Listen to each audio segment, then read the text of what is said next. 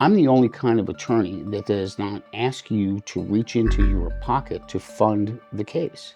In a commercial situation, the retainers are all dollars per hour. We work on contingency, which means if we don't win, you don't recover any money, and that means we don't recover any money. So our interests are aligned. Our interest is to get you the maximum compensation. And how do we do that as contingency lawyers? If you're good at it, you understand how the case needs to be developed, and developing the case can be expensive depending upon the nature and extent of the injuries. In serious injury cases, you often will have experts on liability, who's at fault, and then experts on damages to testify about how badly injured you are. You can't bring statements of doctors to court. You can't bring statements of witnesses. You have to bring the actual witnesses, and that can get expensive with professionals. So you may have another personal injury lawyer looking at your case, but if they can't fund your case to develop it properly, I've spent upwards of $300,000 on a single case, advancing the costs. Now, you don't have to put that money out, but the catch is, if we recover the money on your behalf,